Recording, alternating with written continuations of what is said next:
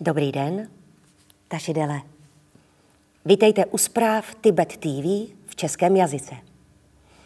Poslechněte si přehled hlavních zpráv o Tibetu, jeho svatosti Dalajlamovi a tibetské exilové vládě.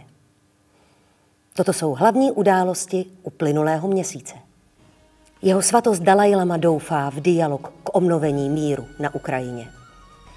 Svoboda je základem rozvoje, řekl jeho svatost Dalajlama hráči NBA Inesovi Kanterovi Freedomovi. Ministryně zahraničí tibetské exilové vlády Norzin Dolma podnikla první oficiální návštěvu Washingtonu. Tibeťané v Austrálii se zúčastnili akce na Mezinárodní den mateřského jazyka. Tibetský velvyslanec pro Severní Ameriku se setkal s americkým velvyslancem pro mezinárodní náboženskou svobodu Rashadem Hussainem. Čína vystavila tibetského učence život ohrožujícímu zacházení. Tibetská komunita ve švýcarské Ženevě protestovala proti pokračující čínské okupaci Tibetu. Japonští mniši odsoudili Čínu za zničení sochy Buddhy v Tibetu. Předsedkyně americké sněmovny reprezentantů Nancy Pelosiová podala svědectví o porušování lidských práv v Číně během olympijských her na slyšení výkonné komise Kongresu Spojených států amerických pro Čínu. Indický poslanec vyzval v horní komoře indického parlamentu indickou vládu, aby podpořila tibetské hnutí za svobodu.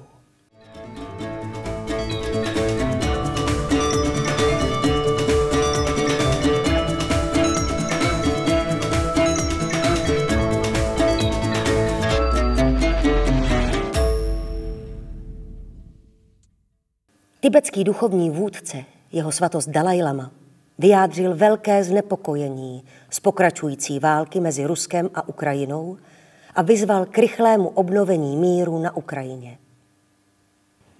Jeho svatost Dalajlama prohlásil, že násilný konflikt mezi dvěma zeměmi nevyhnutelně vždy zasáhne i zbytek světa. Musíme považovat ostatní lidské bytosti za bratry a sestry a rozvíjet tak smysl pro jednotu lidstva. K obnovení míru na Ukrajině vyzval také tibetský exilový prezident Siťong Pempa Tsering. Jeho svatost Dalajlama během virtuálního rozhovoru s hráčem NBA Inesem Kanterem Freedomem prohlásil, že svoboda je zásadní a je základem rozvoje.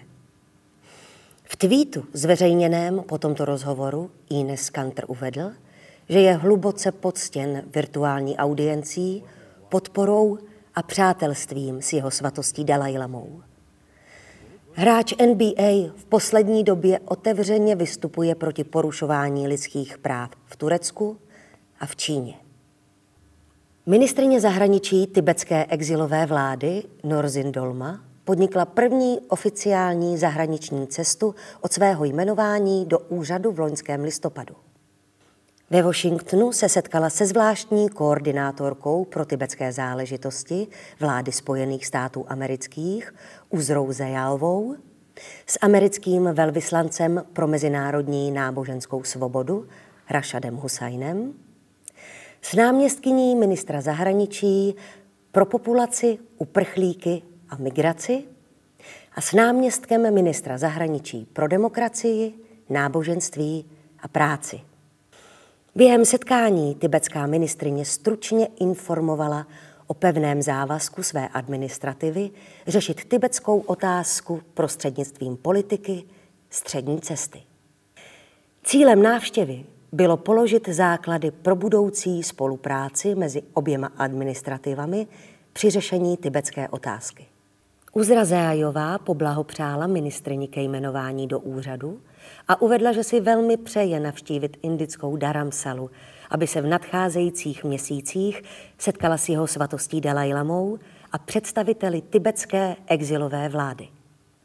Tibetský velvyslanec v Austrálii a místní tibetská komunita se jako zástupci tibetštiny zúčastnili akce na Mezinárodní den mateřského jazyka. Členové tibetské komunity upozornili na současný stav lidských práv v Tibetu a popsali situaci tibetského jazyka příslušníkům komunit z dalších zemí, jako jsou Bangladéš, Ukrajina, Indie či Čína. Mezinárodní den mateřského jazyka, který byl v roce 2000 schválen organizací UNESCO jako výsledek iniciativy vedené Bangladéšem, připadá na 21. únor. Je dnem oslavy jazykové rozmanitosti a kulturních a jazykových rozdílů s cílem rozvíjet vzájemný respekt a toleranci. Tibetský velvyslanec pro Severní Ameriku se setkal s americkým velvyslancem pro mezinárodní náboženskou svobodu Rashadem Hussainem. Informoval ho o pevném odhodlání současné tibetské exilové administrativy vyřešit čínsko-tibetskou otázku prostřednictvím politiky střední cesty. Hovořil také o situaci uvnitř Tibetu, která se neustále zhoršuje v důsledku neustávajících útoků Pekingu na tibetskou identitu, včetně tibetského jazyka a náboženských praktik. Podle důvěryhodného zdroje je významný tibetský učenec Go Sherab Gyatso, který si odpykává 10letý trest odnětí svobody, v současné době ve špatném zdravotním stavu. Příčinou je bití a dlouhodobé špatné zacházení ze strany čínských úřadů, kterého vězní od jeho zatčení v říjnu 2020. Jeho zdravotní stav se nadále zhoršil následkem bití a nedostatku základních potřeb ve vězení, jako je jídlo a lékařské ošetření. Údajně trpí chronickou plicní chorobou, která se u něj zřejmě rozvinula během dřívějšího uvěznění v roce 1998. Od té doby pravidelně užívá léky. Organizace Human Rights Watch vyjádřila vážné obavy. Odsoudila čínskou vládu a požaduje okamžité a bezpodmínečné propuštění vězněného tibetského mnicha. Podle nedávných informací došlo k dalšímu porušování lidských práv v Tibetu v okrese Dago, kde byli zatčeni 3 tibetští poutníci poté, co byly v jejich telefonech nalezeny politicky citlivé informace. Žena a 2 muži byli zatčeni na základě obvinění z uchovávání fotografií a videí nedávné demolice obrovské sochy Buddhy u kláštera Dago. Podle dalších potvrzených zpráv byl v prvním lednovém týdnu roku 2022 zatčen Tashi Dorje, mnich z kláštera Dago. Byl obviněn z toho, že posílal mimo Tibet informace o nedávných nepokojích v okrese Dago. U příležitosti historického dne vyhlášení tibetské nezávislosti 13. Dalajlamou uspořádala švýcarsko-tibetská komunita v Ženevě protestní demonstraci před úřadem Rady OSN pro lidská práva. Členové komunity rozvinuli tibetskou vlajku a velké transparenty upozorňující na těžkou situaci v Tibetu, aby zdůraznili historickou nezávislost Tibetu a protestovali proti pokračující nezákonné čínské okupaci. Tibetská komunita na akci 13. února připomněla historickou situaci Tibetu, bojujícího proti propagandistické mašinérii Pekingu, jejímž účelem je zakrýt zločiny a porušování mezinárodního práva, kterých se dopouští čínská vláda. Zástupci Asociace japonských mnichů Super Samga navštívili kancelář tibetského exilového velvyslance v Japonsku. Během setkání vyjádřili svůj šok a zděšení nad násilným stržením 30metrové sochy Buddhy, 10metrové sochy Buddhy Maitreji a 45 modlitebních mlýnků a demolicí tibetské klášterní školy v okrese Dago v Tibetu čínským komunistickým režimem. Předali velvyslanci písemné prohlášení asociace vyjadřující solidaritu s Tibetany v Tibetu, kteří trpí pod brutálním čínským režimem.